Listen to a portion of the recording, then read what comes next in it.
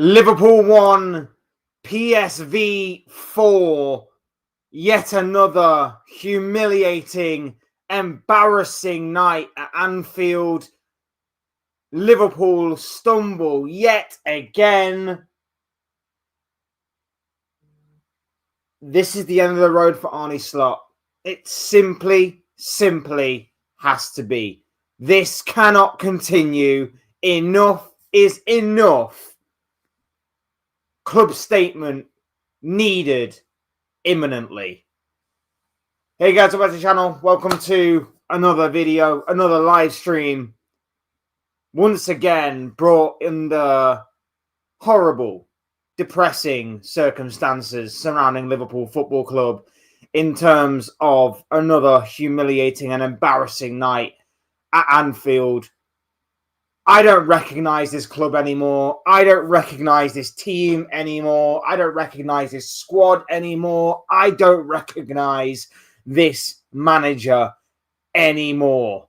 Last season was incredible. Last season was brilliant. Last season was phenomenal in terms of what Liverpool managed to achieve.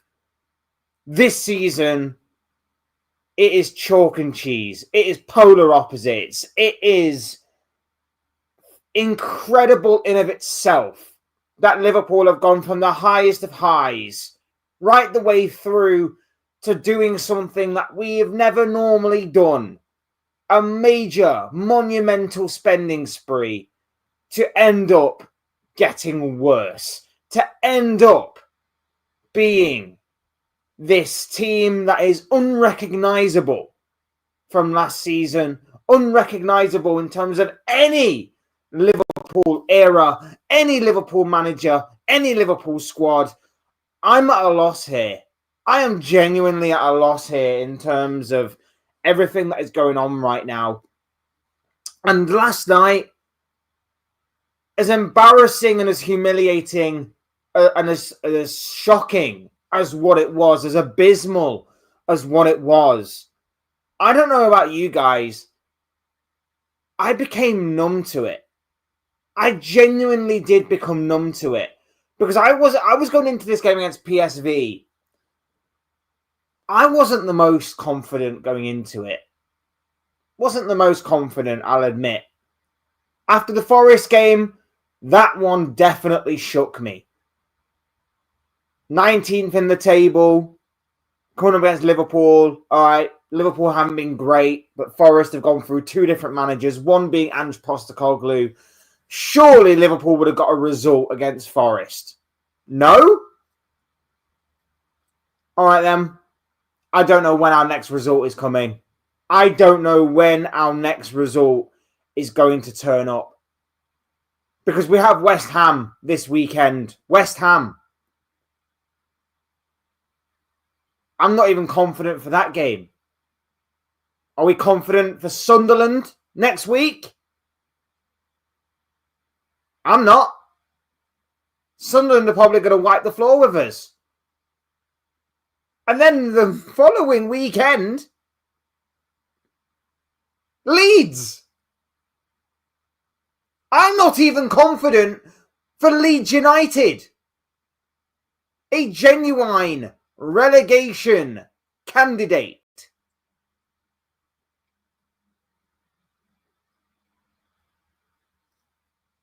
I'm genuinely not even confident for that game. Because I know that if this team continues to play the way that Arne Slot is wanting to play, I'm not confident against any opposition. And we obviously we'll talk about the game, we'll talk about individual errors, and we will discuss all of the mistakes that the team makes on a daily and seemingly weekly basis. We'll talk about that. And that's not on the manager necessarily. Van Dijk's handball last night is not on Arne Slot. I don't have an agenda. I'm not going to say everything's down to Slot. I know that these players are not performing. I know that these players are simply not good enough at this moment in time. Konate's error for the third goal, abysmal. The defence's errors for allowing the PSV left back to travel 20, 30 yards or whatever it was inside their own half for the second goal. Appalling, shambolic defending. I know that certain individual errors aren't Arne Slot's fault, but at the end of the day, this manager, the buck stops with him. The problems stem from him. The continuation of playing Kerkez as a narrow, inverted fullback is shocking. The continuation to play Konate at centre-back over Joe Gomez and giving him an opportunity is shocking. Or, better yet, playing a more natural right-back. Calvin Ramsey. Even Gomez himself. He's no stranger to playing right-back.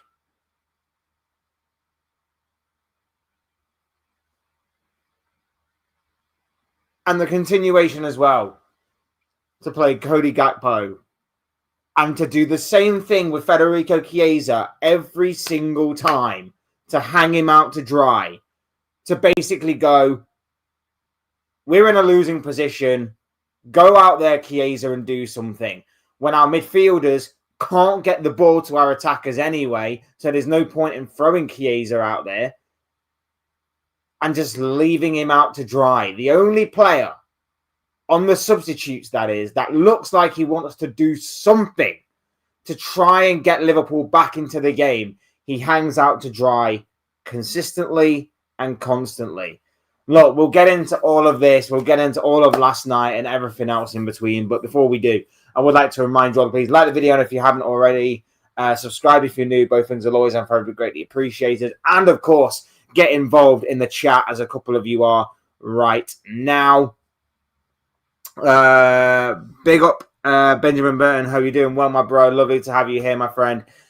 Big up to you this morning. Hope you're doing well. Like I said, hit up the chat with where you're watching from this morning, and of course what you're up to today, and of course any football related content. It doesn't have to necessarily be about Liverpool.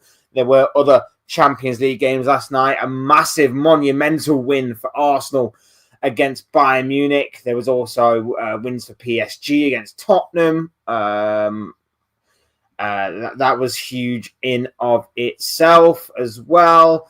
Atletico leading it late to be Inter, that kind of thing. So let me know what you guys are thinking of about any footballing topic, not just Liverpool, but obviously this will be mainly dominated by Liverpool, considering I'm a Liverpool fan, of course. So hit up the chat, and big up to each and every single one of you for being here. Thank you for the love and thank you for the support on the channel.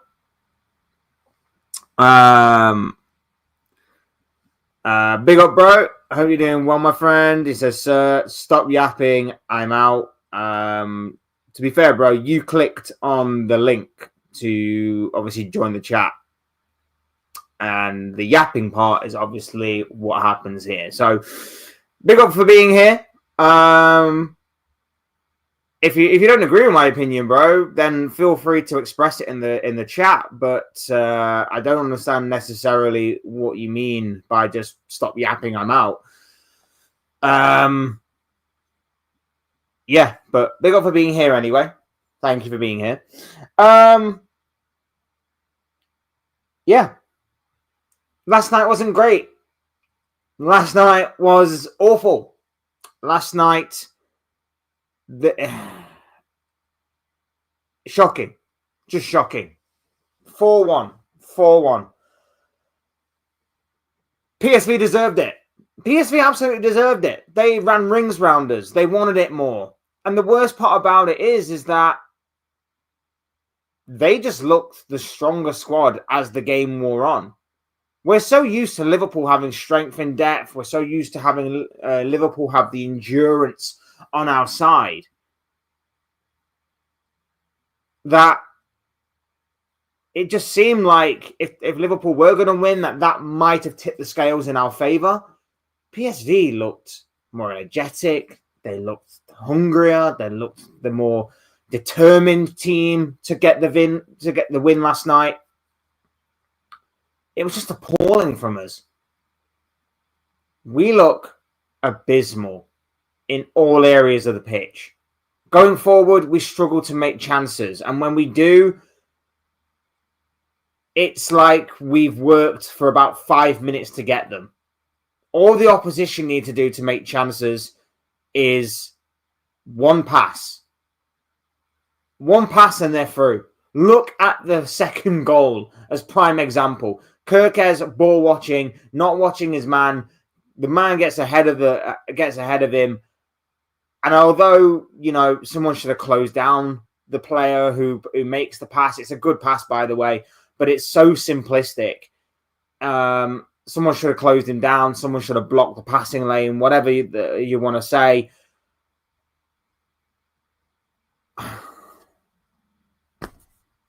It's abysmal. It's absolutely abysmal. Absolutely abysmal in all areas. Big up Sam, hope you're doing well, my bro. Lovely to have you here. He says, how do you know there will be an emergency meeting? Well, I don't know for sure, for definite. I'm basing it off what a certain account has stated online, and I'll bring it up for you in just a second. But yeah, I put it as a question mark. So it's not for definite. It's just a question of whether or not this will happen. But this was from Indy Kyler last night. Now, of course, take it with a pinch of salt. We all know that these kinds of accounts and these kind of things are always going to either happen or not happen.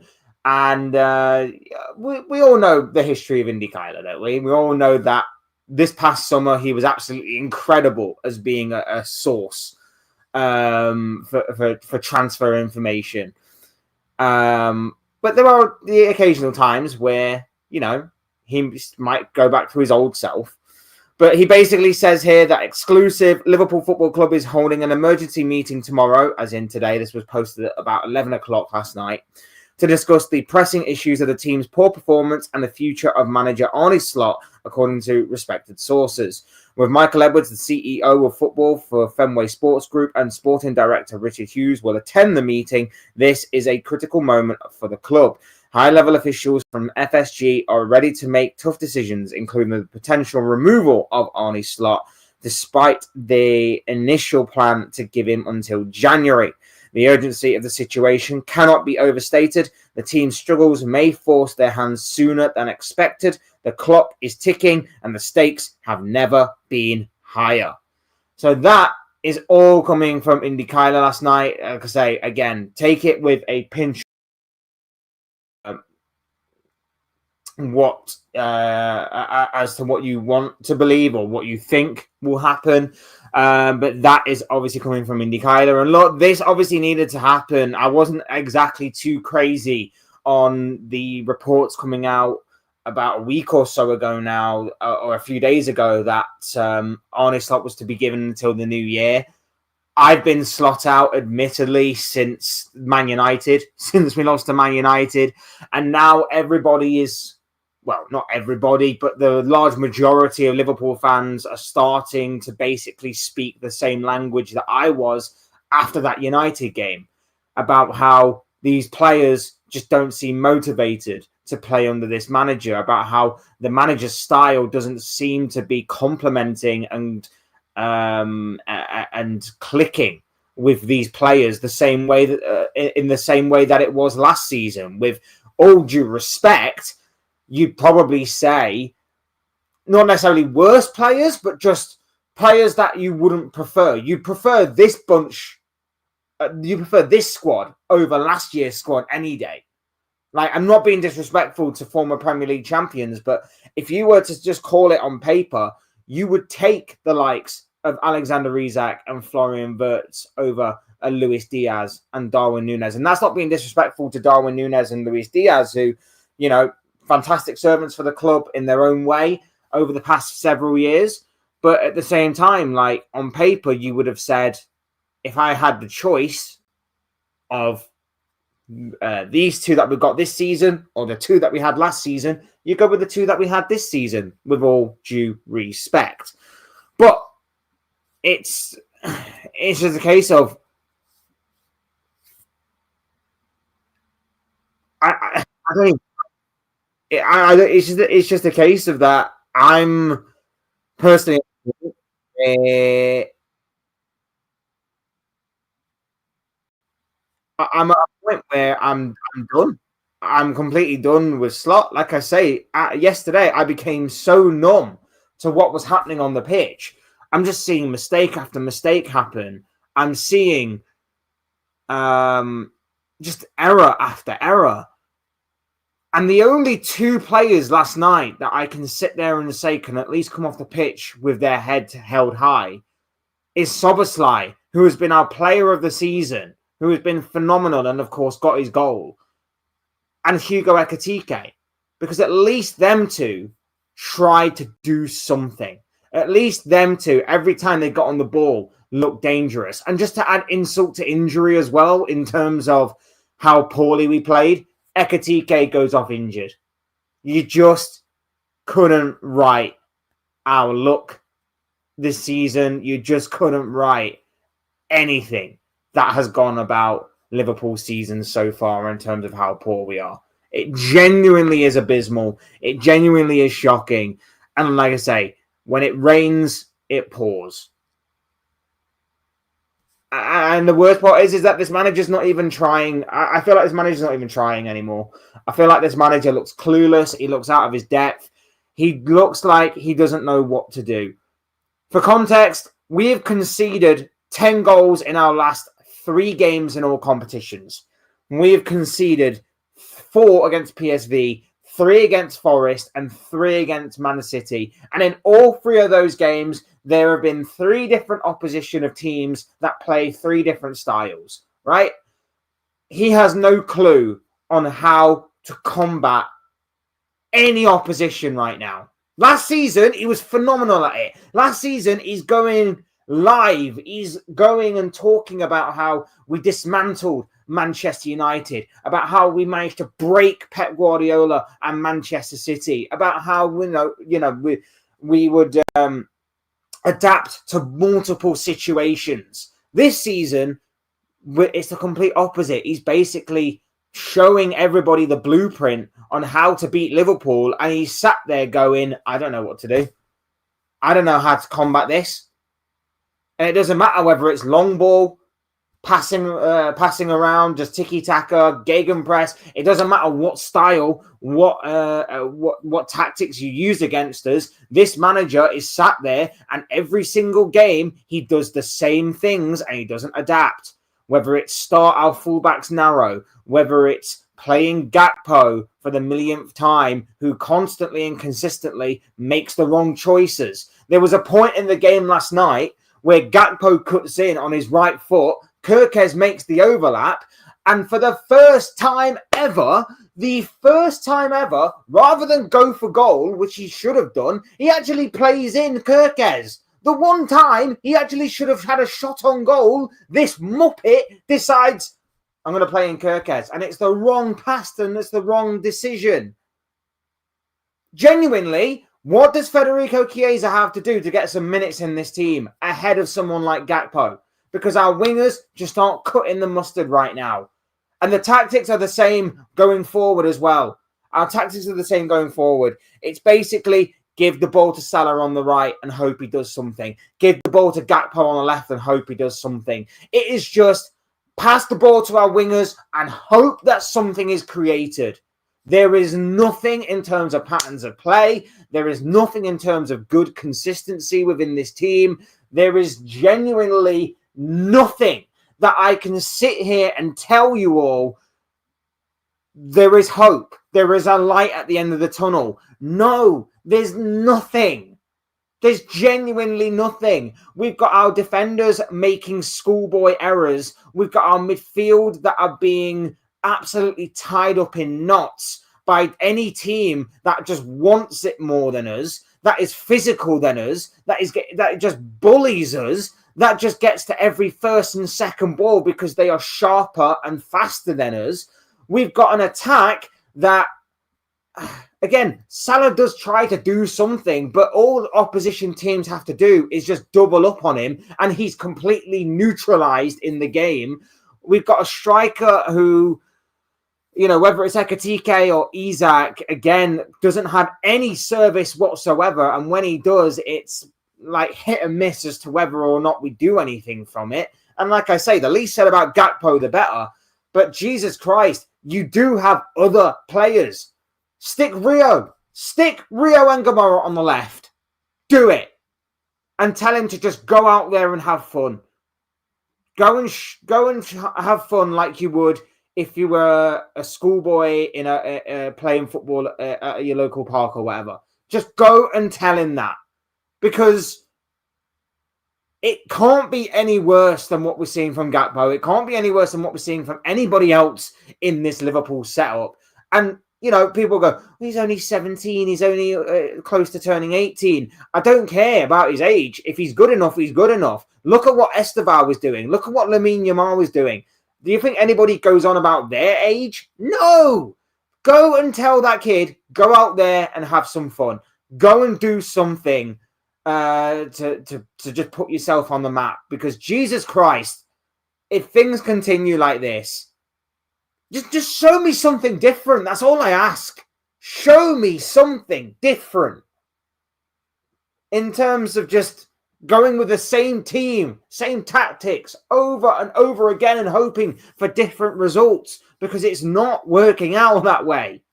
These players, you've got a bunch of players here that you don't understand, or they don't understand you. And that could be the board's fault for buying them. And there's been a miscommunication somewhere along the line as to how Slot plays, what he wants to do. And you decided we're going to go out and buy these bunch of players and you're going to make it work, even though they don't quite fit in with your system. Or maybe Slot's gone, yeah, that winning formula we had last season, out the window. Out the window, we're going to go with something completely different. Well, we just bought you players to fit the system from last year. Yeah, I know, but I'm going to go with something a little different this year just to mix it up a bit. I don't get it whatsoever. I really, really don't. Big up Ghost says, hold the L. Big up to you, my friend. Yeah, right back at you, my bro. Right back at you. Both our teams in the mud. My team is Spurs. Yeah, I remember from last time, bro. I remember from last time. Slot and Frank out. I'll go with a Slot out. I still think Thomas Frank needs some more time. but I agree with you on the Slot front. Liverpool need new centre backs, bro. Centre backs. As much as I agree that we do need new centre backs, we just need a whole new. Well, not a whole new midfield, but we just need new midfielders. I feel like midfield is the main cause for concern here.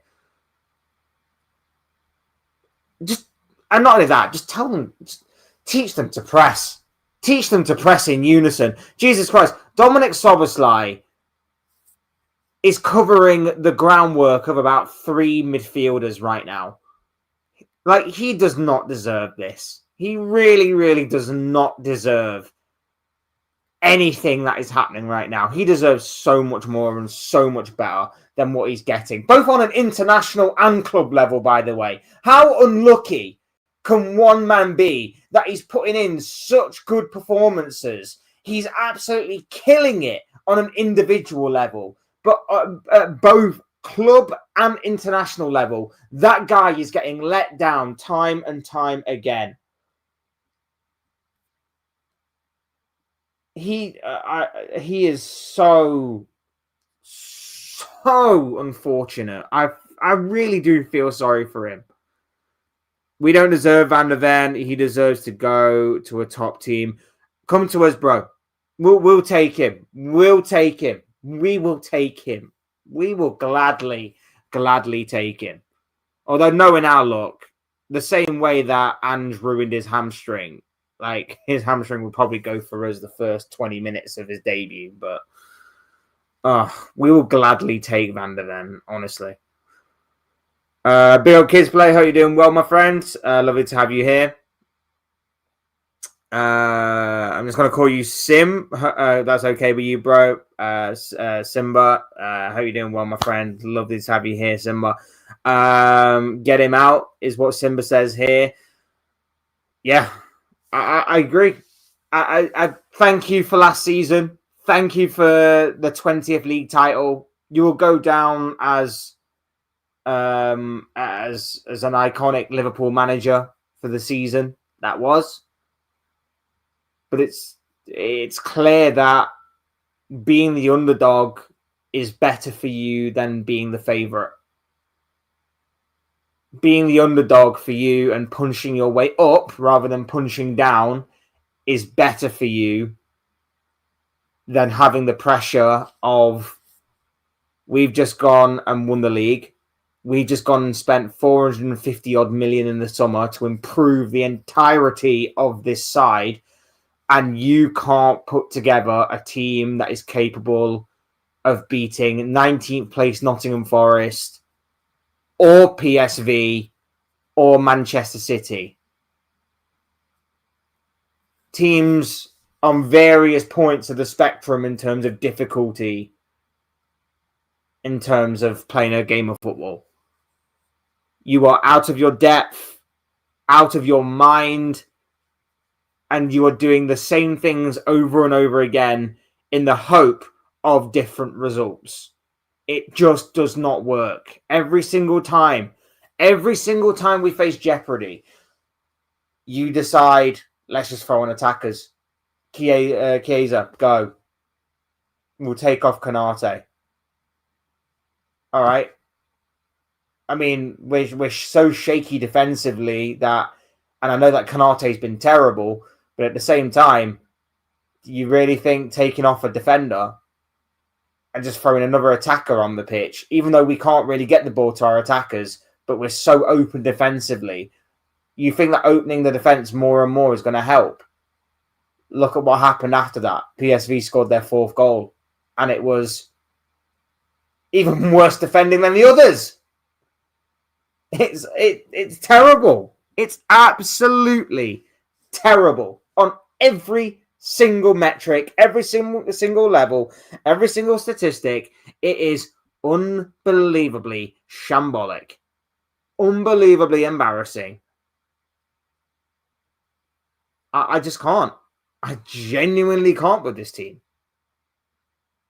Like, and look, if you want to go through it, like, let's go through it. First goal, Van Dijk handball.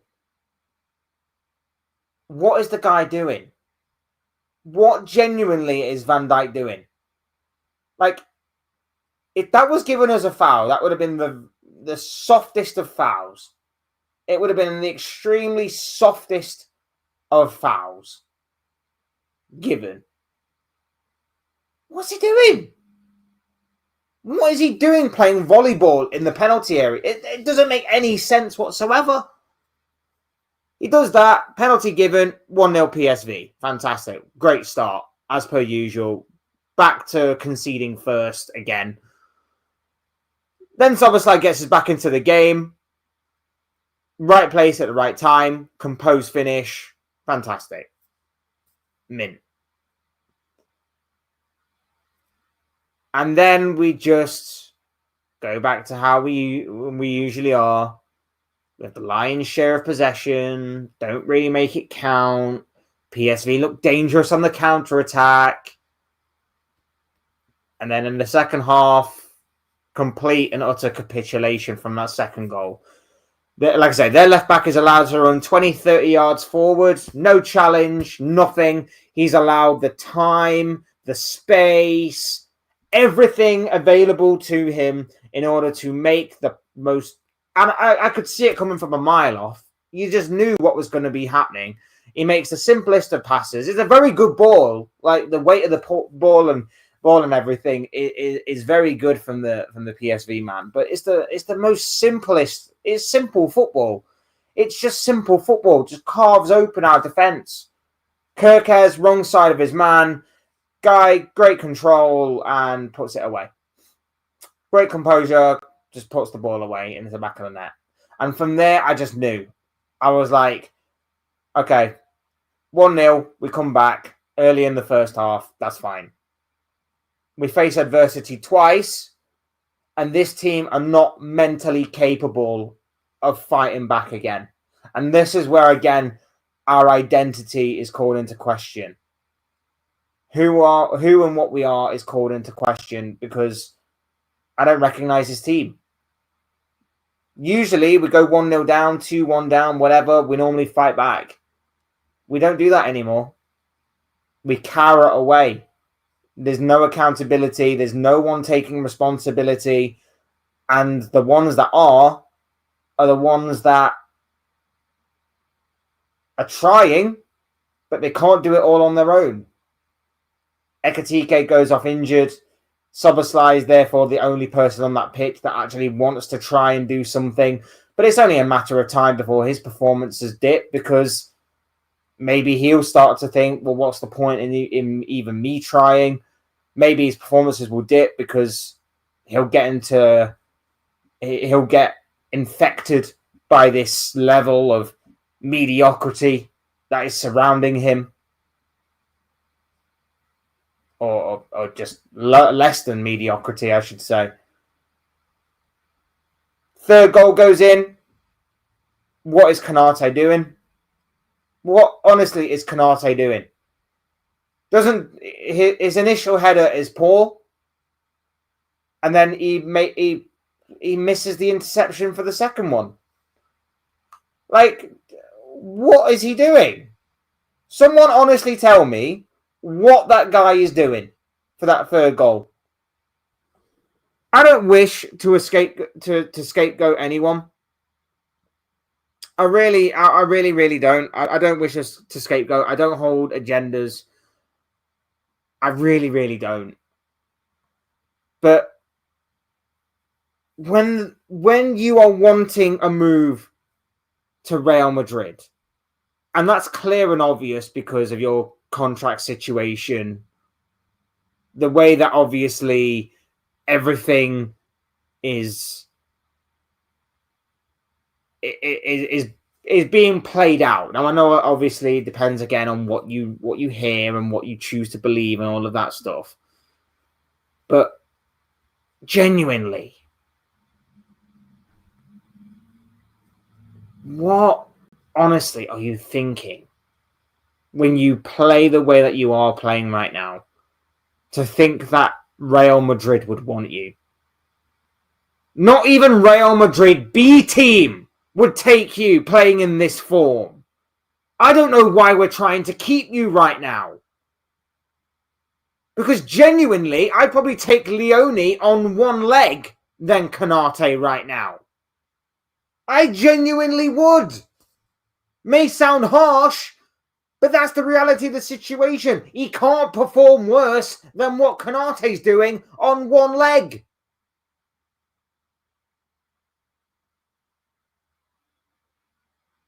I don't get it. And yet this manager continues to persist with him.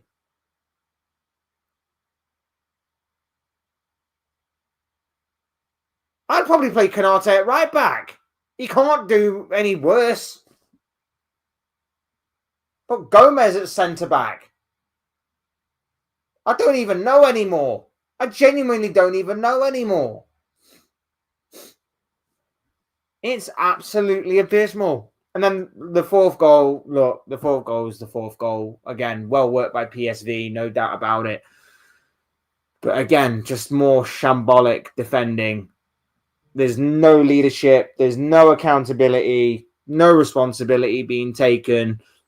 These players look confused. These players look like they've never met each other before. They look like they don't know what they're doing. They're not buying into the manager's philosophy. It looks like Slot has basically tore up everything from last season, tried to start on a blank canvas, and these players are looking at him like, well, we're not used to this. We don't know what the hell is going on. They look like they're caught between two different tactics, a mixture of pressing, but also not pressing. but then teams are allowing them to have the ball, and they are like, well, we don't know what to do when we have the ball. We can barely pass from A to B. All we know is give the ball to Salah, and maybe Salah will do something. But the problem is that teams double up on Salah. So Salah gets the ball, tries to run at them, but he's 34 years of age. And, he's not being helped out at all by anybody. He usually has Trent with him to kind of lay the ball back or to make an inverted run or an overlapping run, because the partnership between those two was so dynamic and so good that it was almost telepathic at times. Instead, we don't have that anymore because Trent's not here. So instead, he has to make do with a makeshift right back. The guy was meant to be Jeremy Frimpong at right back, but he's constantly injured. It's honestly unfreaking believable, the downfall, the nosedive, and everything else that has gone about this club this season. Big old reluctant gamer, hope you're doing very well, my bro. Lovely to have you here with us. Commiserations for your defeat on Tuesday to Marseille. Pierre-Emerick Aubameyang returning to haunt Newcastle, I guess is the best way to put it. Yeah, unlucky, man. Unlucky. But I guess it's a minor blip for you guys. A minor blip. You'll be fine in the Champions League, I'm sure. I just call you Gabriel. I hope you're doing well, my friend. Lovely to have you here with us. Big up to you, my friend. Hope you are doing very, very well indeed. Big up Marco is in the building. Hope you're doing well, bro, Marco. Lovely to have you here. Yeah, your boys got absolutely slapped by Chelsea on Tuesday. Absolutely slapped by Chelsea. Damn. Still, could be worse, bro. You could be us. So, always a positive. Big up Abdul, how you doing? Well, my friend. He says, hi, Captain in chat. How are you? Doing well, my friend. Apart from obviously the Liverpool aside, I'm actually not bad, man. I'm actually not bad. Hope you're doing well too, my bro. Glad to have you with us today. 9 losses out of 12 games is unacceptable. Arnie lost the plot slot. Needs to go, needs to be sacked, and also the players need to be blamed. No one's not blaming the players. This is the thing. But the problem with it is that we know that these are not bad players. Whether they were here at Liverpool last season or whether they were at their respective clubs elsewhere last season, these are not bad players. They're just a club that is not utilizing them to the best of their ability. Alexander Isak was one of the most prolific goal scorers in the Premier League. He had service. At Newcastle. He's not getting that. He's not getting that service. Hugo Ekitike had service. He's not getting it. Mo Salah was phenomenal last season. And we thought he's only going to get better, but from a more creative position, because he doesn't need to necessarily get all the goals.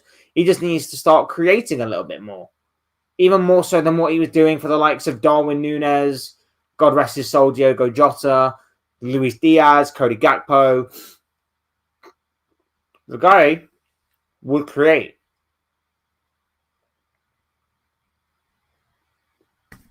We thought that Gakpo would build off his best season in a Liverpool shirt last year. Hasn't happened.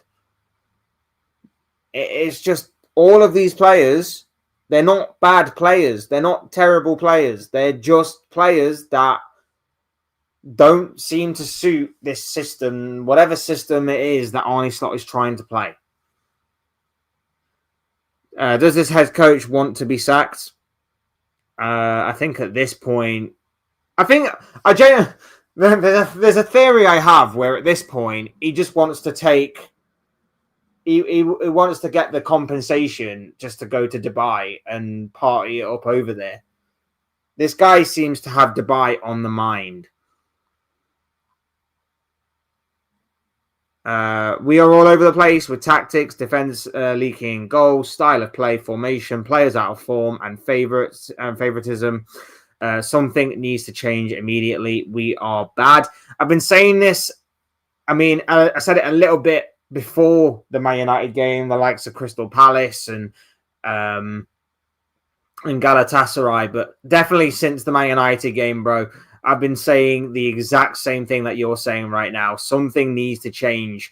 And I did think that maybe we were on the cusp of turning a corner a little bit when Aston Villa happened and Real Madrid. I said I wasn't getting too ahead of myself. He needs to show me that consistency is coming for Liverpool and obviously is going to happen. And then he reverted back to type. Straight after that Aston Villa game, straight after that Real Madrid game. He went back to how he was before. It's absolutely abysmal. All good, man. We are shockingly bad. Arne Slot needs to be sacked. This is unacceptable. 9 losses out of 12 is bad. Is a sackable offense. We are going out of everything. It's relegation form. Bro, it's relegation form. That's simply put what it is. 9 losses out of 12 is abysmal. We've conceded 10 goals. 10 goals in our last 3 games. You want to know what makes it even worse? In our last 7 games, I'm just taking these 7 games against Brentford, Palace in the Carabao Cup, Aston Villa, Real Madrid, Man City away, Forest at home, and PSV at home. 7 games, right?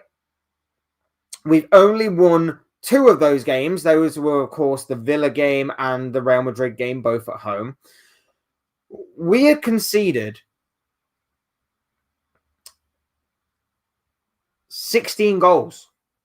16 goals in 7 games. And 2 of those games, we kept clean sheets.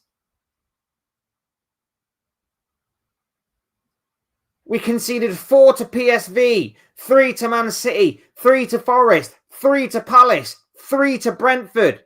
If you want to go even further, we conceded 1 to Frankfurt, 2 to Man United, 2 to Chelsea, 1 to Galatasaray, 2 to Crystal Palace. Although that Crystal Palace game, we really could have conceded more if their shooting was a little better and if we weren't obviously saved by the post on that day a couple of times. That Crystal Palace game in the Premier League could have been by a hell of a lot more than 2.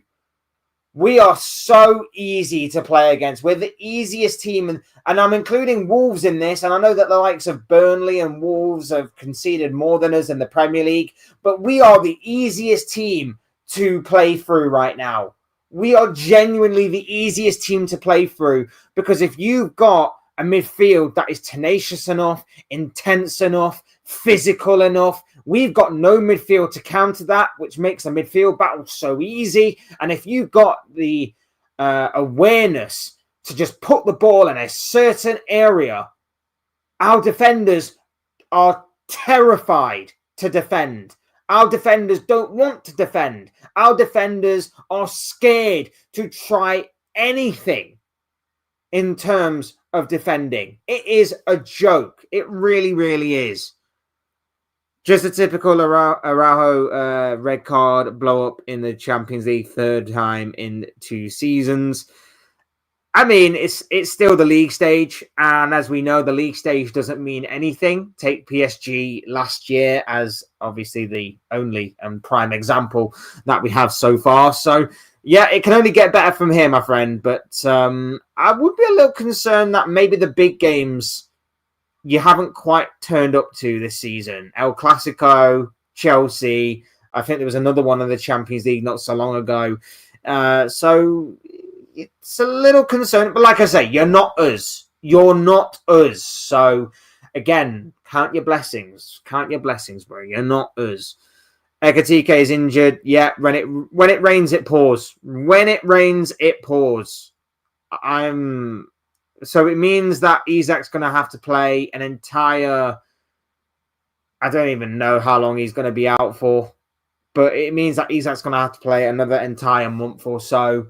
And given the fact that he's just come back from injury, given the way our season's gone, I would not be surprised if 45 minutes into the game against West Ham, Isak off, Chiesa on, and we've got another injury on our hands. I don't want it to happen. I'm scared I'm throwing it out into the universe by saying that. But at the same time, I genuinely wouldn't be surprised. And at that point, I'm already calling for the season to be over. But at that point, that's it. We're dusted. We're done. We've got absolutely nothing going for us. And I think at that point, completely checked out. The shocking part is that the ball was in the net 7 times. Chelsea had 4 goals disallowed for small marginal offsides. I mean, you can look at it that way and obviously say that was a concerning part. All 4 goals were somewhat rightfully chalked off for offside. So there was something that was working. It just didn't work consistently enough. No, I'm joking. It was. It was just a bad day at the office, shall we say, for Barcelona on Tuesday night. But it does set up an interesting game against Arsenal this weekend for Chelsea, a game in which Arsenal are probably going to win, and we have to come to the reality that Arsenal are going to become Premier League champions. And at this moment in time, I am even more terrified that Arsenal could win major honours this season, more so than just the Premier League title. I am deeply, deeply concerned that we could genuinely be in a universe, in a world, in which Mikel Arteta's Arsenal are double, triple, dare I even say, quadruple winners this season. And if that's going to be the case, I don't want to live on this planet anymore. I'm using the Professor Farnsworth line from Futurama. I don't want to live on this planet anymore. If that is going to be the case and Arsenal are going to win major multiple honours this season, I'm done. I think I might be done with football. I'm done. It's a terrifying prospect. I hate it so much. And we're never going to hear the end of it. We're never going to hear the end of it because you're going to be hearing from the unbearable Arsenal fans that they were this winner, this winner, this winner, this winner, this winner. All in the same season, and that Arteta's a god, Arteta's this, Arteta's that, Arteta's the other. He's the greatest manager of all time. Bukayo Saka's the greatest winger of all time. This player's the greatest of this, the greatest of that, the greatest of this, the greatest of that. And they're going to go on about it forever.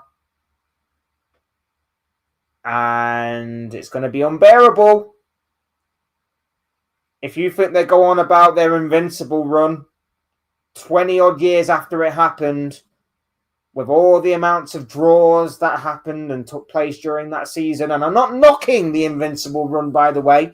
I do think it is a fantastic achievement, something that hasn't been replicated since, even though we've come close. And something that obviously is still an incredible achievement in of itself. They go on about it like it's the greatest thing that has ever graced football in its entirety and in its history.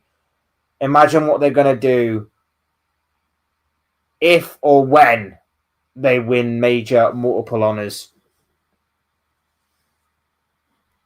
Get used to it, guys, because it genuinely could be a very big possibility this season. I hate it. I genuinely hate it. But it could happen. Isak is out of form. Yeah. Has been. No one is giving service to number 9. Yep. Again, that's one of the reasons why he's out of form. Like, there's no service. There's no big chances being created. What is Van Dijk doing? Not a lot, in all honesty. The loss hurts Slot image in his own country of the Netherlands. Same goes for Van Dijk and Gravenberch. Well, PSV have always been a thorn in Slot's side, whether he's been the manager of Feyenoord or Alkmaar. So they've always been a thorn in his side, but even so, better players now. Well, there should be better players at least. So it is what it is. Big up, Lee. Hope you're doing well, my friend. Lovely to have you here with us. I hope you're doing well, my bro. Bit surprised Slot wasn't fired this morning, to be fair. Could it be this afternoon? Like I say, there is said to be from Indy Kyler an emergency meeting taking place today. So I would imagine it's probably taking place right now. I think he's going to be in charge for the West Ham game. He's probably going to be in charge for the Sunderland game. He's probably going to be in charge for the Leeds game. But Jesus Christ, if that is loss after loss after loss, or even drawing any of those games, for me, he needs to get 9 points out of 9 if he was to have any slim opportunity of keeping his job. I'm not going to sit here and say that I hope we lose in all of those games just to get him out, because at the end of the day, I am a Liverpool fan. I never want to lose any game, regardless of my own personal opinion. I don't have an agenda. I don't really want to say that we should lose games just to get a manager out, but, you know, if he doesn't win any of those games, or if he doesn't win all 3 of those games, because let's face it, on paper, they are all winnable. They are all favourable. It needs to happen. He needs to be sacked today. He needs to be sacked today. I want to be going live and saying he's gone. And you want to know, here's the maddening part. The maddening part is that right now, and I said that I wouldn't do this. I said that I wouldn't do this on the last stream that I did. The maddening part is that if it takes someone to steady the ship, just as an interim between now and the end of the season, then why not give it to Steven Gerrard? Why not? It can't be much worse than what's happening right now, surely. Surely it can't be much worse. I wouldn't want it permanently, because I still think he'd need a lot to prove himself. But if it means steadying the ship, bringing some good vibes or whatever back to this club, I would take Gerrard. I would take Gerrard back at this club. We need to give other opportunities to young and bench players. Senior not playing good and losing. Give others a chance. Well, this is why I want to see more of Gomez. This is why I want to see more of Chiesa. And this is why I want to see more of young Rio. I want to see more of young Rio, especially going forward. Why? Because at least Rio and Gamoa can take on a player. Cody Gakpo is a one-trick pony, and he's not even good at that one trick. And like I said yesterday, there's one moment in the game in the first half where Gakpo cuts in on the right, and he has actually a good opportunity to actually shoot for once, rather than just go where there's like 5 defenders in front of him and put it into row Z. There's actually a good, clear opportunity to have a strike on goal. And for the first time ever, Gakpo decides, I'm going to play in Kirkez. His decision-making is so strange sometimes. It's so strange. And that was like, if I'm right in remembering the timeline correctly, that was like a couple of, well, not a couple of minutes, but that was like later in the game after he'd actually had a shot on goal that was spilled by the goalkeeper that went back to Szoboszlai for our equalising goal. So just do it again. Just do the thing again, and maybe it might come off again. Because that goalkeeper, by the way, did not strike me with much confidence. There was obviously him spilling Gakpo's effort for Szoboszlai's goal. There was the one moment where Ekitike just shows an incredible bit of pace to get past his man, and he strikes it from a quite acute angle, but it slips kind of through his grasp and goes for a corner. It could have slipped into the back of his own net. But that goalkeeper did not strike me with much confidence. And I kept on feeling like, just have a go. Just have a go. Just have a go. And the only one that was doing it was Ekitike or Soboslai. Those are the only two that were doing it. And we didn't do enough. We didn't do enough. Big up James is in the building. Lovely to have you here, my friend. He says, how's Slot still here? Sack him now. I agree. 33 goals conceded. It's appalling, especially when you consider that Arsenal have got an incredible defensive record right now. They only just conceded their first goal in the Champions League last night to an incredible goal from Carl. Just Carl. Just it's appalling. It's appalling when you compare yourselves to the teams that you should be competing against. It's appalling.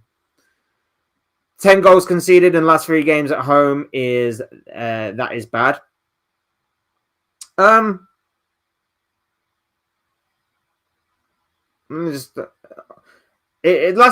10 goals conceded in our last 3 games in all comps. Yes. Not at home though. In our last 3 games at home, we've conceded 7, which is still shocking. But our third home game was against Real Madrid, and we won obviously that 1-0, which kind of makes it embarrassing for Real Madrid that they lost to this Liverpool team. How did that Real Madrid team lose to this Liverpool team? It's embarrassing for them. They should be ashamed of themselves. How could you lose? Guys, make sure you're hitting the like button. Make sure you're subscribing as well if you're new. Both things are always incredibly greatly appreciated. We're on the way to 1K subscribers. Fingers crossed we get that before the end of the year. If we don't, fair enough. But would be fantastic and incredible just to hit that milestone if we do get there. Appreciate the love and support as always from you all. Thank you for being here on this Thursday morning. Wish it was in better circumstances, but yeah, here we are. Marco says that West Ham away is the worst game now for Liverpool, as low as West Ham are on the table. The likes of Bowen and Paqueta could do a number on Liverpool. Well, West Ham are coming into a little bit of form. They are 3 games now unbeaten. It is the worst time to play West Ham. And Jarrod Bowen probably is going to dunk on us because that's what Jarrod Bowen does. So I've got very little to no hope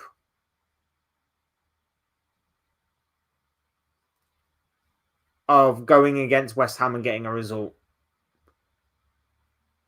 At this moment in time, I'm genuinely thinking a draw is the best thing we're going to get. And I'm not even that confident that we're going to get a draw, to be honest with you. Because West Ham will do what every other team has done. They'll go direct. They'll be physical. They'll bully us. Souček will have a masterclass in midfield. Jarrod Bowen will torture Kirkez. Paqueta will be pulling the strings in terms of being creative because we're so open at the back. And their defense will be a brick wall because we struggle to create anything of clear-cut chances. So maybe I'm looking at it too simplistically, but I don't know. I like I said at the top of the video, I don't know where our next win is going to come from, in all honesty. I really, really don't.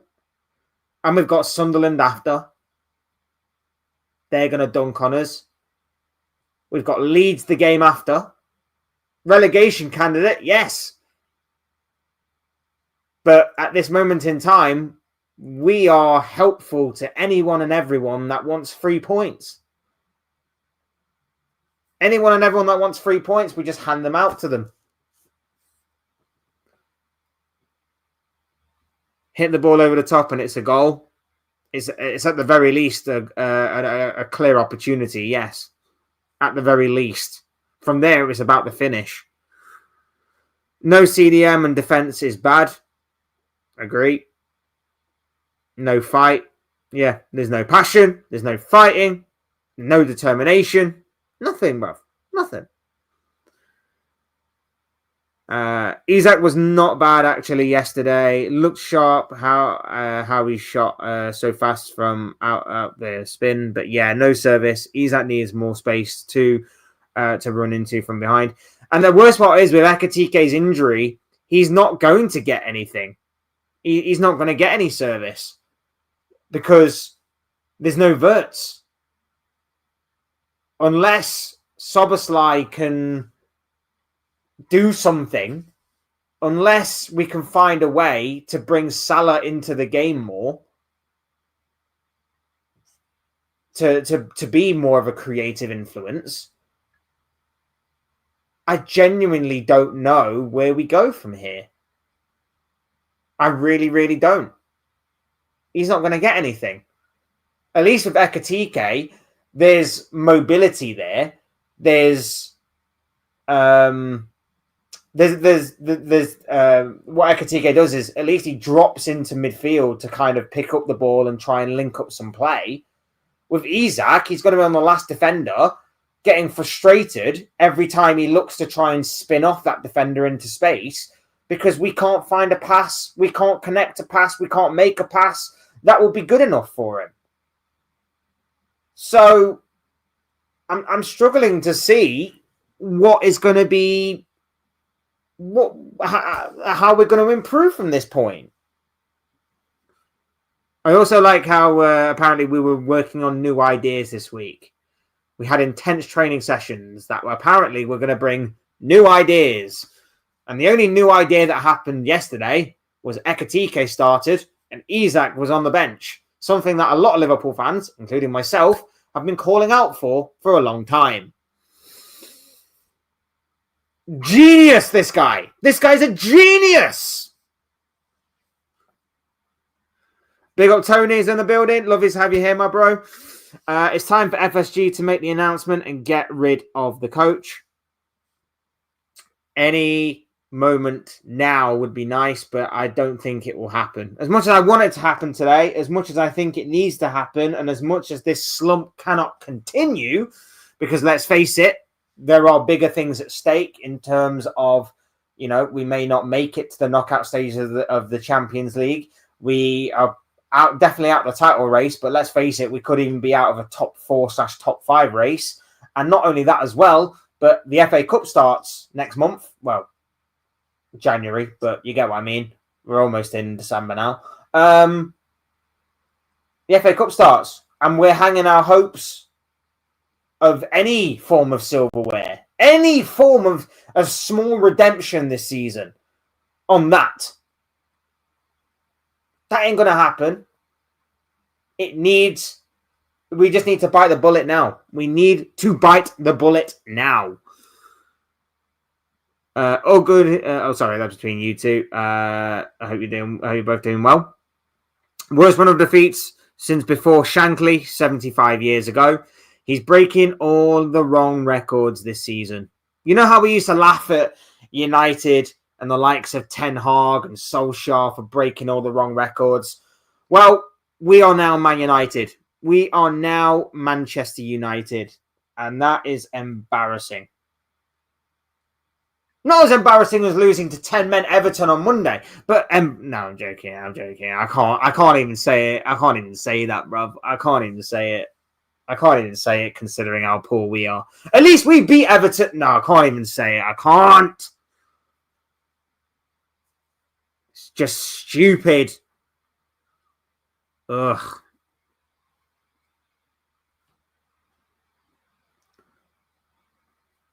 Big up to you, my bro. Hope you're doing well. Mate, we are so putrid. Putrid, horrific, shambolic. Choose any sort of word or synonym like that. I 100% agree with you. 100% agree with you. Honest Slot broke record for the wrong reasons. Yeah. I didn't even read your comment before I made that comment about 30 seconds ago. But yeah, I agree, man. I agree. Mid 50s. Yeah, since around about then. It's appalling. It's absolutely appalling. How have we managed to fumble it this bad, and how have the players thrown the towel in this quickly? It's a combination of a lot of things, bro. I think it's a combination of the amount of change that took place in the summer, the amount of change that has seemingly gone on in Arne Slot's brain to think, let's take this winning formula of last season and completely throw it out the window for something completely different. I think it's the change in the dressing room dynamic. I think it is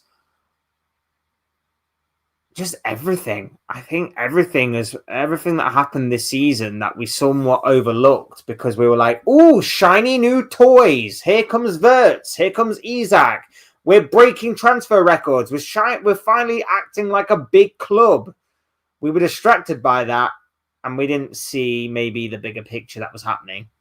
And this bigger picture that's been happening has been the painting of that bigger picture started now that we look back following PSG, because even from there, we weren't exactly amazing, but we just had enough about us to keep our heads above water. And we had the incentive of obviously going for the Premier League title at the time. So we had enough to keep our heads above water. But having looked back and kind of in hindsight, only in hindsight, of course. So I'm not claiming like anybody or everybody knew that this was going to happen. But obviously hindsight is a wonderful thing. Since then, we've been shambolic.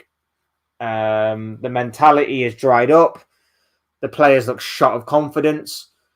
We're not anywhere near how we used to be.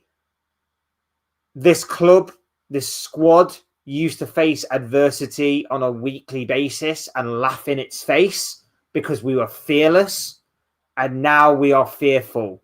Every time the opposition come forward, we look scared to defend. Every time we go forward, we look scared to take a risk. It's a joke. It is genuinely a joke as to what is happening right now. Yeah, it's not all him though, but his head rolls first. Well, I watch a fair amount of Don Hussam. Anybody that knows him will know that a fantastic content creator, speaks his mind, always opinionated. Don't necessarily agree with everything that he says, but he's made a comment a few times now where it's basically going to be easier to sack Slot than it would be to get rid of most of these players. And like I say, we know that most of these players are not bad players because they've proven it time and time again, whether they were at Liverpool last season, the year before, or whether they were at their various clubs for the past few years. We know that these players are not bad players. They are just being played in a system that just does not agree with them. You have got a fantastic fullback in Milos Kerkez, who has got a wand of a left foot, was playing extremely well for Bournemouth last season by being an outlet on that left-hand side, playing wide, playing wide left to receive the ball and to hit crosses from deep or to run down the byline and whip crosses in that way. And you are positioning him as a narrow, inverted wing-back who often at times is for some reason our furthest man forward. Make that make sense. Make that make sense. It doesn't. It doesn't make sense. Your tactics are to give the ball to Cody Gakpo, who only does one thing and one thing only, which is cut inside on his right foot and shoot, or give the ball on the other side to Mo Salah, who is constantly doubled up on, so he can barely do anything when he gets the ball anyway, and hope that one of those two will manage to finally create something. To tell you how bad Gakpo is right now, teams are literally allowing him to cut inside and have a shot on goal and put it into Rosette. Because 9 times out of 10, that is what Gakpo does. So if teams want to win the ball back, all they have to do is just let Gakpo cut inside and shoot. Am I the only one seeing this? Are we the only ones seeing this? How can we see it? And we're sat here watching the game on screens or watching the games in the stands. And he's literally got a front row ticket to training, to the actual games. And yet he's not seeing it. He's not seeing all of these issues. He's simply going, it will work. It will work.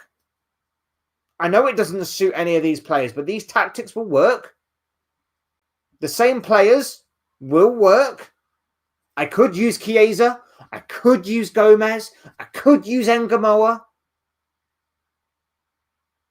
But it's going to work. It's not working. It's not working. Same here, mate. I bet a mate who's an Arsenal fan who will finish the league, who will finish higher at the end of the season. I might as well pay them. That bet's gone. That bet has gone. I know it's mathematically still possible, but realistically, it's not. You might as well pay out now, do a Paddy Power, and just pay out early. I've never given a fuck what other teams fans say makes life easier. That's fair. That's fair. But you know what? I think it is also sometimes it's a clear indicator as to where your team is by listening to rival fans. Don't listen to the rival deluded fans. Don't listen to, like if just as a random example, just take AFTV's Ty, for example. If Ty simply turns around to you and says something completely deluded, which is 99% of whatever comes out of that guy's mouth, don't listen to him. Don't listen to him. But someone like, I know he divides opinion, but 9 times out of 10, listen to someone like Mark Goldbridge. Sometimes. I'm saying sometimes. Sometimes even Mark Goldbridge can come out with something that is worth listening to. Like, sometimes it is worth it. Sometimes rival fans can be the most honest. And the reason why is because they're not as close or as attached to your club as you are, which may make you see it with sometimes rose-tinted glasses, sometimes with certain hints of biasness. Sometimes you may need to step away to see the bigger picture. So it's not always worth discounting rival teams' fan bases of what they think about your club. But I do think there is some truth in what you're saying in terms of life is easier if you just ignore them. But I also think they are a good indicator. So I think it is kind of 50-50 balanced. I somewhat agree. I don't think he survives a loss at the weekend. I can't face losing to those bubble-blowing wankers as well. Oh, it's embarrassing. It's embarrassing. The Gakpo Kirkez thing was mental, almost as if he was saying, look, this is what happens when I pass to Kirkez. If that's the case, then he's an absolute muppet. He's an absolute muppet, and that's putting it lightly. It was just the wrong decision.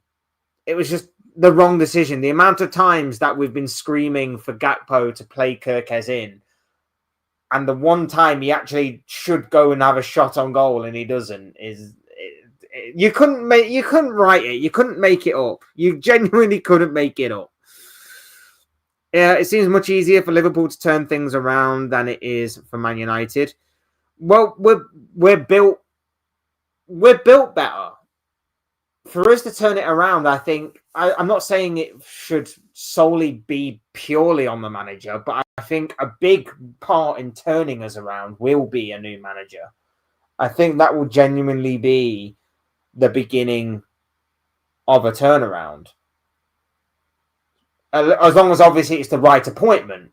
There's no point, for example, putting Postecoglou in charge, because that's basically operation out of the frying pan and into the fire.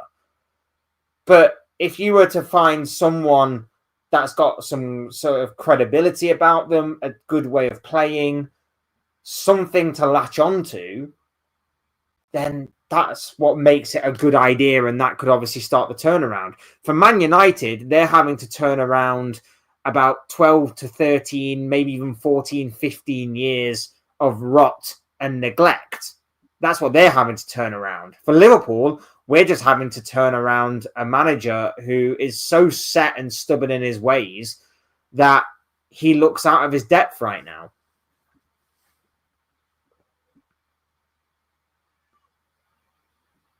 Snafu, I hope I'm pronouncing the name right. I hope you're doing well, my friend. Lovely to have you here. Says, when actually is the emergency meeting? I mean, obviously, I don't know. I'm just going from what Indy Kyler says, which he basically said is happening today. So I'm assuming it's going to be either before, during, or after training. I mean, I don't even know if there will be a training day today, given the fact that obviously there was match day yesterday. But I'd be straight in there telling them, you're not having a rest day. We are having another training day. Get on that training pitch.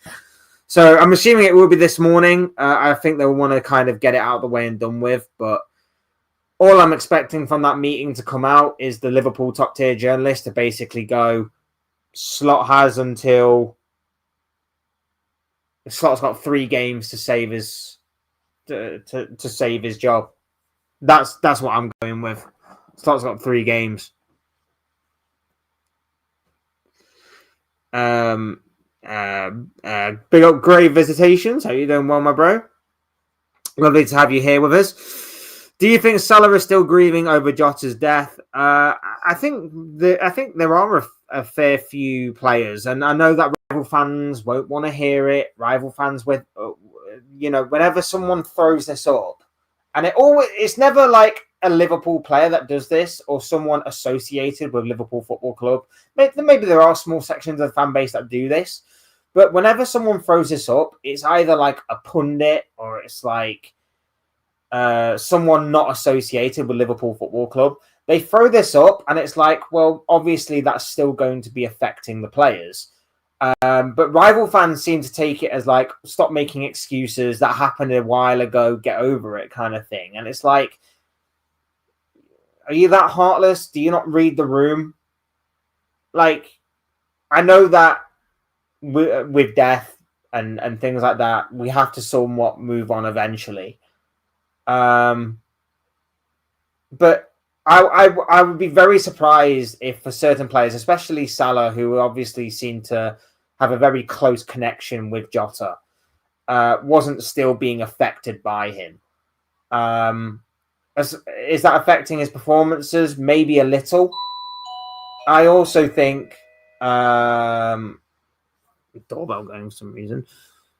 I also think that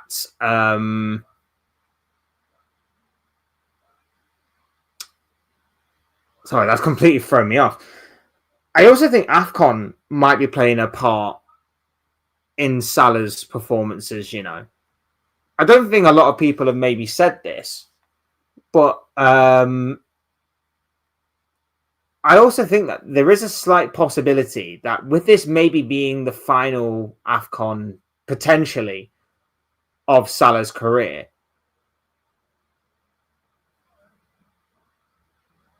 there is a possibility that maybe he's saving his best performances for AFCON, maybe to try and help Egypt win that major tournament that's coming up next month. So, I don't know. It could be a possibility. I'm just throwing it out there. I don't necessarily think it's completely true but I don't know. There could be a whole host of reasons. There could be natural decline with getting a year older. Should it be as big a decline as what it seemingly is? I don't think so, but maybe that also goes hand in hand with grieving. Maybe it goes hand in hand with maybe AFCON playing on his mind. I don't know. I genuinely don't know. I think there could be a whole host of reasons, but it is an interesting theory to pose, I guess. I was on about Hughes, not the player. Believe me, if Edwards thinks the sporting director is lacking, he won't hesitate to kick him as well, in my opinion.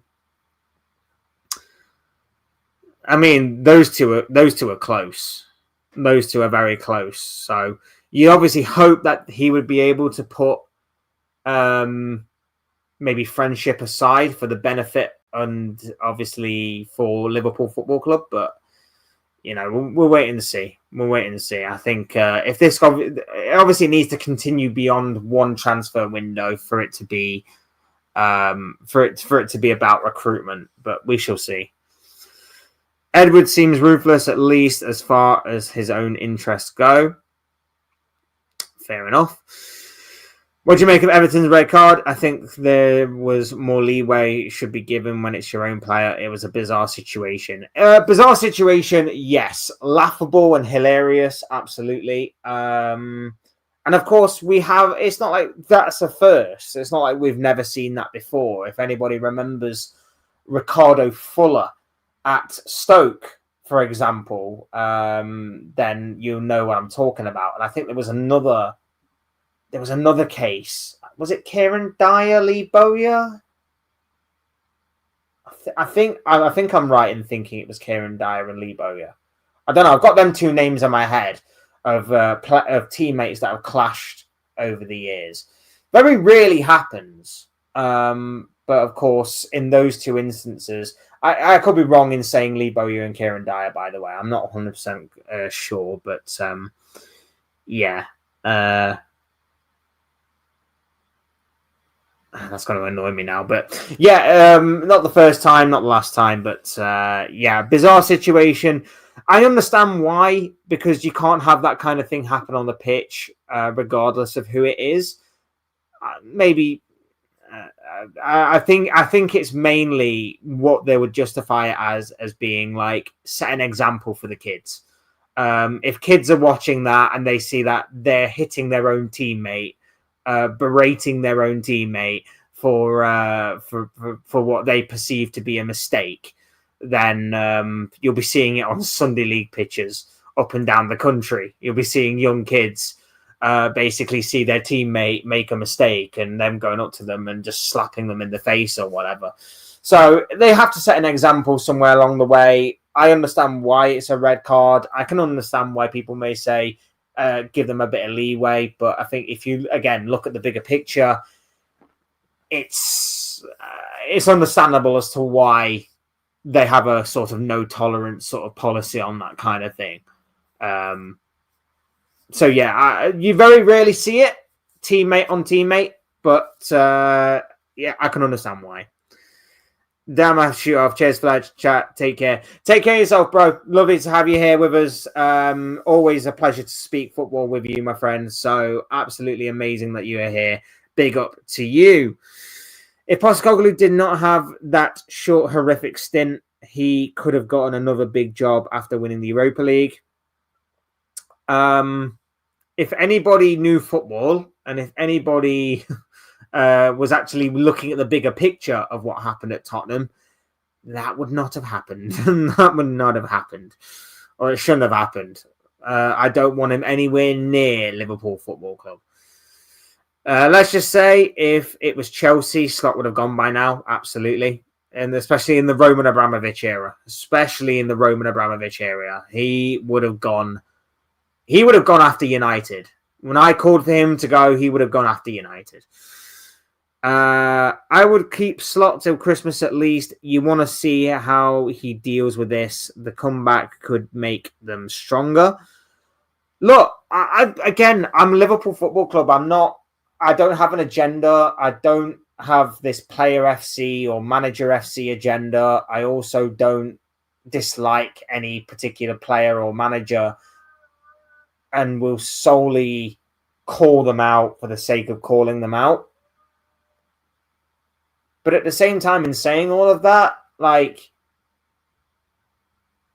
as much as I want to be wrong, as much as I want to say in several months' time, you know what, I was wrong about Arne Slot. He proper turned it around and he helped us to win our 7th Champions League title or whatever, and got us top 5 in the process, because we're not going to win the league, let's face it, and may even got us an FA Cup. As much as I want to say that, you know, that all happened at the end of the season and I was wrong and Slot managed to turn it around, there's no evidence to suggest he is going to turn it around.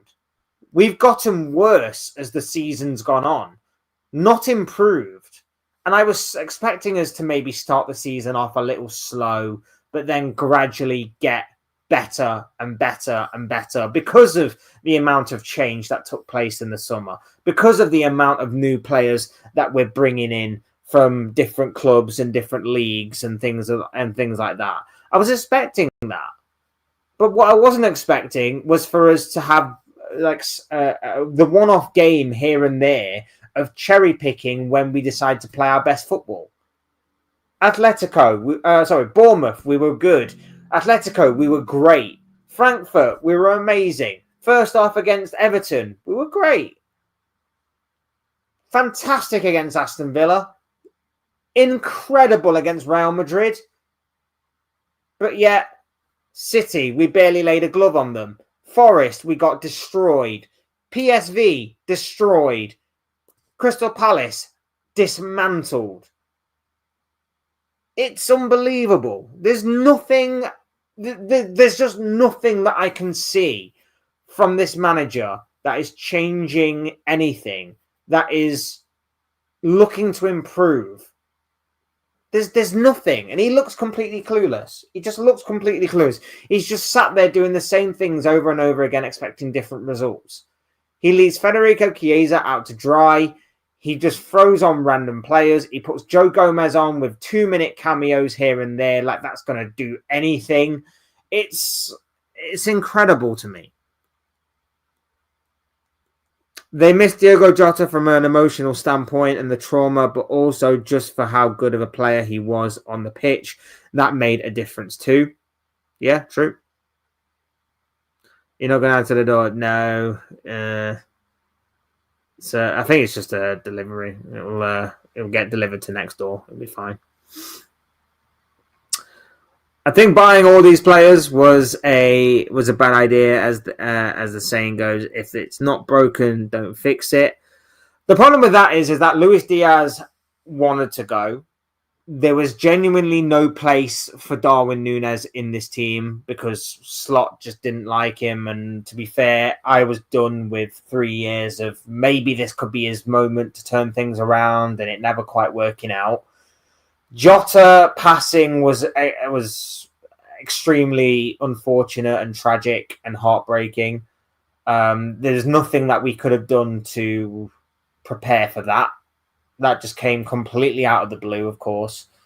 Trent going was, as time went on, inevitable. So we obviously had to recover for those. Robertson getting a year older, Salah getting a year older, Tsimikas wanting more first-team football, Kelleher wanting more first-team football, us bringing in a new goalkeeper anyway before from last year, of course. So all these things needed to happen. And the opportunity for these players to be brought in was too big of an opportunity to pass up. Especially when you consider, Florian Wirtz was wanted by Man City and by Munich, and we managed to beat both of them to that signature, something that we've never normally been able to do. Even as big as what Liverpool Football Club are, we very rarely beat these big clubs to these top players and these top signings. So they did need to happen. I disagree with your take on all of these players was a bad idea. I just think that they're just not being played to their strengths, which is incredible to think, because last season it's arguable that Arne Slot had, what's the best way to put it here? I don't want to say worse players, because it makes it sound like they were terrible, which they weren't. But he had players that basically A lot of people would choose these players that we have this season over last season's bunch of players. And you could argue that Slot got more out of those players that not a lot of people would take over this year's players than he has so far over those. And it's because last season he was able to cover for certain weaknesses. I think last season as well, a lot of people kind of bought into the narrative that this Arne Slot guy could never fill the shoes of Jurgen Klopp. Liverpool were going to be on a massive decline. A lot of people were mocking Arne Slot before he even turned up, saying like, oh, Arne who is this guy? So I think Liverpool basically, based off of this already premeditated mindset of Liverpool are going to decline this season, they're going to falter, they're not even going to get top 4, top 5. That kind of helped Liverpool in this underdog mentality that a lot of people are writing us off. Let's go out there and prove them wrong. This season, we're the favourites. This season, we've gone out there and spent big in the summer, and the pressure's now on, and you can tell the pressure's on because some of the players aren't performing and the manager's not helping the situation at all. So I think there's a whole host of factors that are buying into that narrative with that. But it's an interesting thought from you that I appreciate. Real Madrid admin should be fired for putting wrong Andre Silva picture up on their unofficial account. They already apologized. Yeah, I saw that. Embarrassing from Madrid. That very embarrassing. Somehow, after Everton's embarrassing red card, United outdoes them in terms of embarrassment. Yeah. And I saw a lot of United fans after that red card. I saw a lot of United fans online. Saw a lot of them going like rubbing their hands together or going like, this is going to be a walk in the park. We're going to absolutely smash and destroy Everton from this point. Oh, it didn't happen, did it? Oh, it didn't happen. But we can't really enjoy that as Liverpool fans. I'm not going to lie to you. We can't really enjoy that as Liverpool fans right now because we're not above either team. Everton's win means they go above us. We're not above either team. And we're in the mud. We are so deep in the mud that we are suffocating right now. We are suffocating. So, yeah. We're done out here. Ricardo Fuller, Stoke City against West Ham, December 2000. Jesus, was it 2008? That far back? I thought it was like 2010 or something. Jesus Christ, I'm losing my years. After conceding a goal, Fuller slapped his own captain, Andy Griffiths, in the face. The referee red carded Fuller for violent conduct. Yeah, thank you for reminding me of that. I still can't believe that's 2008. That's so long ago. And then Lee Bowyer and Kieran Dyer, Newcastle United against Aston Villa, April 2nd, 2005. During a match that Newcastle lost 3-0, teammates Bowyer and Dyer got into a fight on the pitch side. Both were sent off. I thought it was Bowyer and Dyer, but I wasn't 100% confident in saying that. Thank you for reminding me. I really appreciate the history lesson there. Really do. Thanks for kind of reassuring my claim that it was Bowyer and Dyer. I thought it was, but I wasn't entirely convinced. As soon as I said it, I was like, was it that guy? Really do appreciate that, my friend. Like I say, guys, hit the like button if you haven't already. Subscribe if you're new. Both things are always greatly appreciated. We are on the road to 1K to round off 2025, going into 2026, of course. So big up to each and every single one of you for being here. Big up to each and every single one of you for the support. Cannot thank you enough for all of that and everything else that you provide. Absolutely amazing from each and every single one of you. Love you all to pieces. We're going to go for a little bit longer. We're going to look ahead to West Ham. I mean, I dread looking ahead to West Ham, to be perfectly honest with you, but that's exactly what we're going to be doing. We're going to be looking ahead to West Ham, as we, of course, have rounded off on slot on the game last night, on the terrible, terrible week that Liverpool have had so far, and it's probably going to get worse this upcoming weekend when we take on Nuno Espirito Santo's West Ham. And here's the other thing that a lot of people might be slightly overlooking. If there's a certain manager who knows how to beat Arne Slot, which is at this moment in time probably a lot of them, admittedly, but if there's one in particular that knows how to beat Arne Slot, even when Liverpool have been performing well, it is Nuno Espirito Santo, who got 4 points from a possible 6 whilst playing Liverpool last season across the both games, home and away. Of course, Nottingham Forest beat Liverpool away from home, I believe it was. Was it? I'm sure it was away from home at Anfield, 1-0.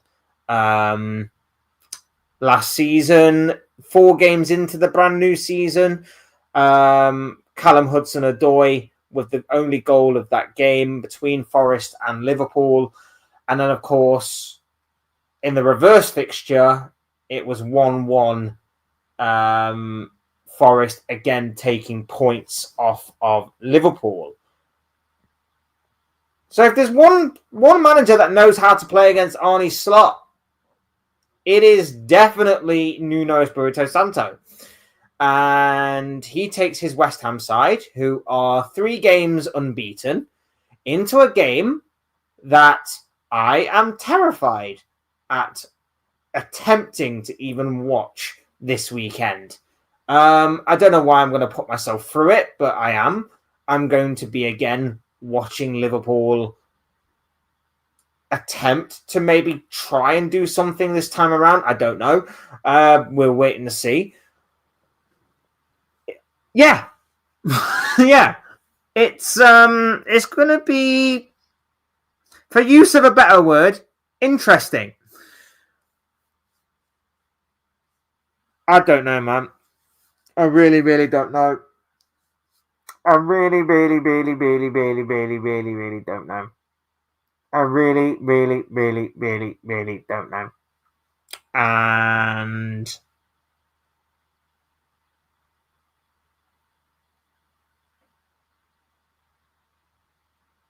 I'm worried. I'm worried because Forest, City, PSV, as I mentioned earlier, they all play different styles of football.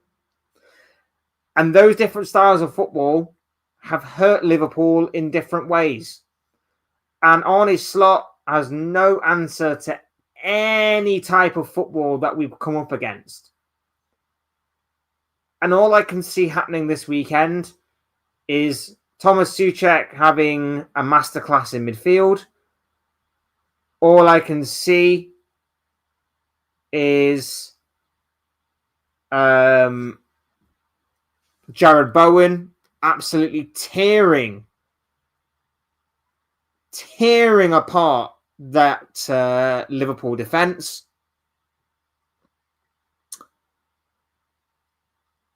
And not only that as well, but I can also see Lucas Paqueta pulling the strings and having us run rings around each other.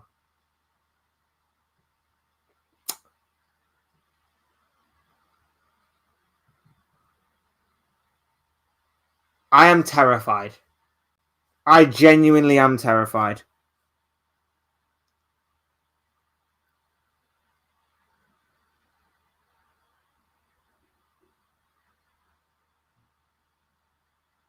I'm worried. I'm really worried. I am genuinely worried. Oh, God. Contact lens playing up.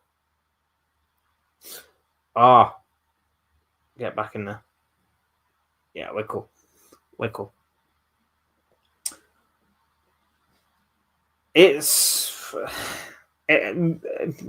Ham's game plan is going to be simple because Arne Slot has said what our Achilles heels are, our weaknesses are. And if Nuno's done his homework, which I suspect he has, they're just going to go direct. They're going to go direct. They're going to sit deep. They're going to be disciplined. They are going to be smart about their defensive work. Don't step out of position. Don't go chasing the ball. Be patient. And then as soon as you get the ball, boom, go for it. Counter attack. Launch the counter. Look for pace on the counter. Look for Bowen. Look for Paqueta.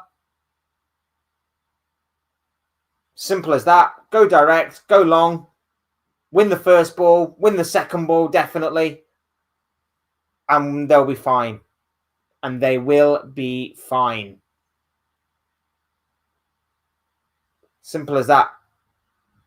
Simple as that.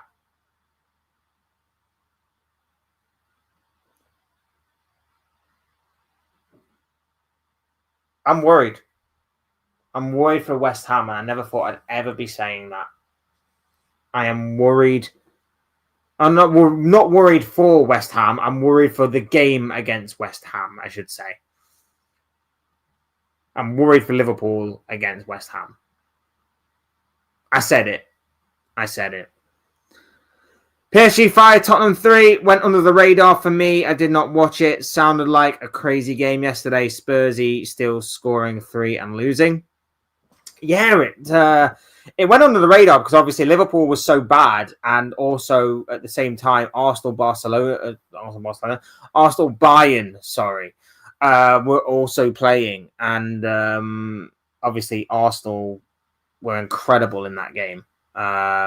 As much as it pains me to say. But yeah, they were incredible. They were absolutely incredible, Arsenal. So yeah, that the PSG Tottenham game went a little bit under the radar, but sounded like an absolute goals fest. And it was bizarre too, because the goals, especially in the second half, are flying in thick and fast. I think PSG also ended up with 10 men at the end. Spurs were ahead twice, got pegged back twice, got it back to 2-2 PSG, went 3-2, 4-2, I think it went 4-3 Tottenham. They get a lifeline back into the game, then in typical Tottenham style, they go and Spursy it up, they concede a penalty. Yeah, I didn't watch the game either, admittedly, because obviously I had the Liverpool game on, but it sounded like it was a proper exciting game, probably one that would be fun for the neutrals to watch, definitely. Why is kickoff time Sunday 5+5? What's up with the 5 minutes? I think it's something to do with the fact that but then again,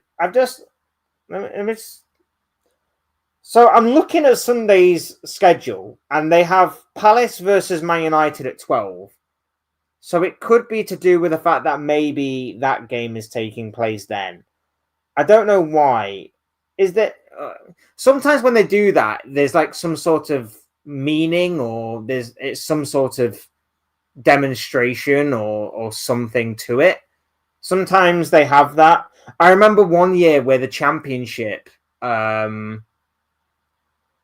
it last year? The championship all had their games at 3:00 at 3:01. They advertised it as being a 3:01 kickoff, and it was something to do with raising awareness, I think, for some sort of charity or some sort of I can't remember what it was now. I can't remember what it was. But there was something like that. I don't know if it's the same or whether it's to do with scheduling. But again, the scheduling this weekend is abysmal. Once again, there is no 12:30 game on Saturday. What's that all about? But you've got 5 games on Sunday. You've got 5 games on Sunday. 3 of them kick off at the same time. I understand that obviously there's more teams in the Europa League and the Europa Conference League this year, so you have to accommodate for Crystal Palace, Aston Villa, Nottingham Forest. But Liverpool, West Ham, as much as obviously Liverpool played on Wednesday night, as much as it would be horrible to have the 12:30 game then, you could move that to Saturday night. Chelsea, Arsenal. Okay, Arsenal played Wednesday, Chelsea played Tuesday. You could have that as a 12:30 game. Spurs, Fulham. That's the 8 o'clock game on Saturday night. You've got a Saturday evening game between Everton and Newcastle at 5:30. Like, it's just terrible. It's just terrible scheduling again. The scheduling this season has been absolutely atrocious. We're already in December, and I think there's been 3 or 4 weeks of not having a 12:30 game. But we'll have a Friday night game on the odd occasion. And to make matters worse this year, and I think I have mentioned this before, but to make matters worse this year, no Boxing Day games. No Boxing Day games other than United Newcastle. United Newcastle on Boxing Day is the only Boxing Day game. You have taken a grand tradition, something that separates the Premier League from every other league, a proud tradition, something that makes the competition unique and stands out from the rest, and something that every football fan loves and adores about Boxing Day. You've taken that tradition, screwed it all up, and tossed it in the bin this year. All in favour of having just one game on Boxing Day.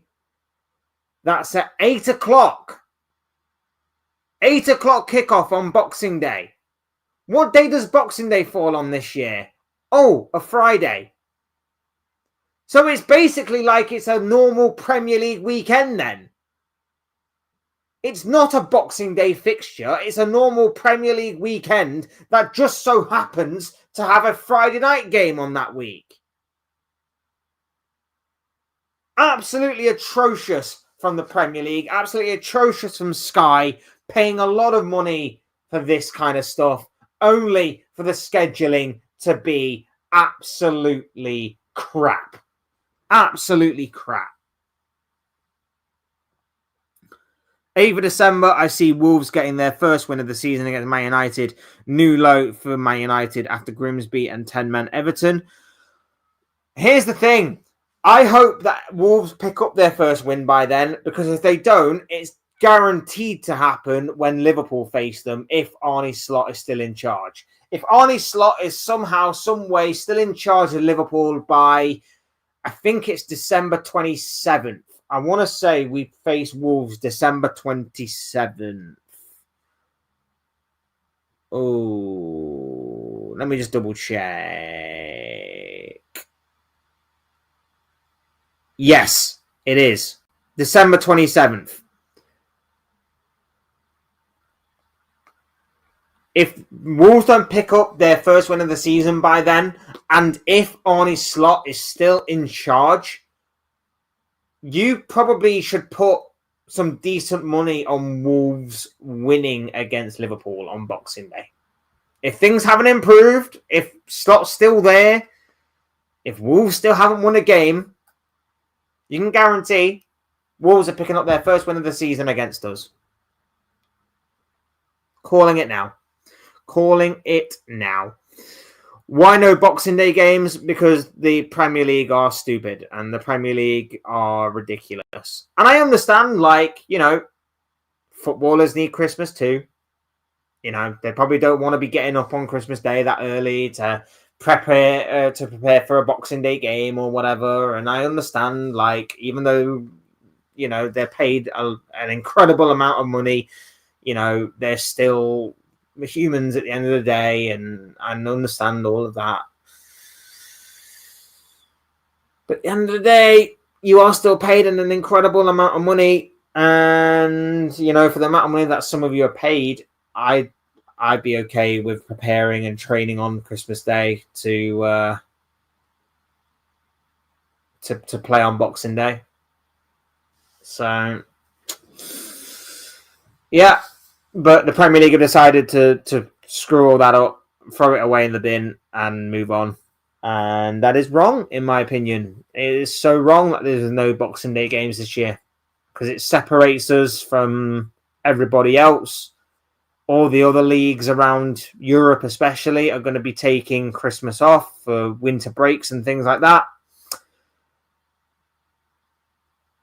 And yet the Premier League have decided, we know it's a tradition to have Boxing Day fixtures, but we're only going to have one this year.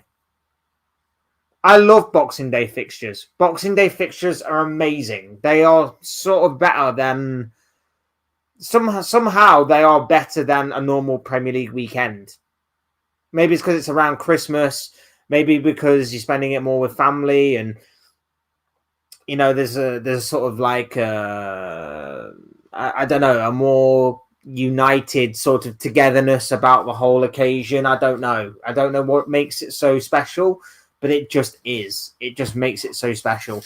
You get the meme that floats around of Boxing Day from about 70, 80 years ago that saw every game have the very minimum 5 goals in it a game. I can't remember exactly what year it's from, but there is that meme that goes around of Boxing Day from 1948 or whatever it was. I'm just making it up off the top of my head. But every game had 5 games at the very least in it. 5 goals at the very least in it.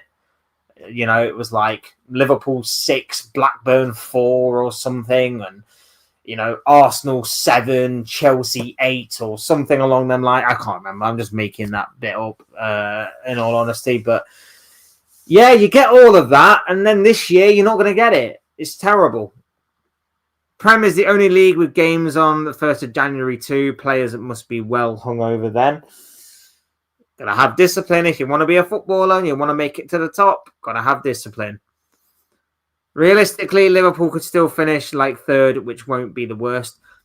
It won't be the worst, but considering that we were expected to win the league, and obviously if there is no silverware to boot either, if there's no FA Cup to help aid that, I'm not saying the FA Cup is the be-all and end-all, but of course I still wouldn't mind winning the FA Cup.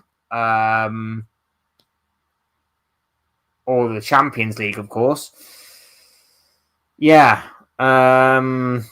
It doesn't really amount to much for me. 3rd place, okay, great. We get into the Champions League for next season. We save our blushes a little bit, but at the end of the day, still not good enough. At least it's a better of a game on Boxing Day. Yeah, I mean, it's still a decent enough game. United, well, both Uniteds going against each other. Newcastle versus Manchester. But at the end of the day, Boxing Day could have been so much more. Used to love it because you used to have the midday game, and then they throw on I think they would throw on one of the 3, normally 3 o'clock games. I could be wrong. But then they'd have a 5 o'clock game and an 8 o'clock game. So you were getting, at the very least, 3 to 4 matches on Boxing Day. And then they would always have one game the day after. They'd always have one game on the 27th. But it's okay, cool. It's that's fine, because that way you can at least watch more football in the moment. But yeah, like you're just not going to have that this year. Instead, you're just going to have a normal Premier League weekend, and it's like, well, you've just taken the fun out of the occasion. Like Newcastle United's going to be great, but it's just a normal Premier League weekend from that point. Like you don't get the Boxing Day feel of, being around family or being around friends, talking and watching football. 12 o'clock game, 3 o'clock game, 5:30 game, 8 o'clock game. You're not going to get that this year, which is a shame, which is sad. But I guess in Liverpool's case, we're not going to be missing much anyway. So if you don't laugh and you don't smile, you cry. So I've got to kind of make a joke as and where I can. Look, we're going to wrap it up there, guys. Thank you all so much for being here this morning. I know it's been a rant, it's been a rave, and I know it's been, for the Liverpool fans that have joined me at least, not the most exciting or the most fun stream to be a part of in terms of the state of the club right now, the state of the squad, the state of the management, and everything else in between. But I hope you've all had fun. I hope you've all enjoyed it. Really do appreciate each and every single one of you being here. Like I say, do me a favor, hit the like button if you haven't already. Subscribe if you are new. Both things will always and forever be greatly appreciated by each and every single one of you. I cannot thank you enough for the love and the support that the channel receives. I really do appreciate it from every single one of you. You guys are absolutely awesome, and I hope to see you here again very soon in another video or live stream that I do. Thank you all so much for being here. Thank you for taking time out of your day to watch and to listen. Really do appreciate it. I've been Fletch. This has been another Fletch Talks video, and I'll soon speak to you all again soon in another video or live stream or whatever it may be. Cheers, guys. Thanks, everyone, for watching. Thanks, everyone, for listening. Take care of yourselves. Enjoy the rest of your day, and I'll speak to you all again very, very soon.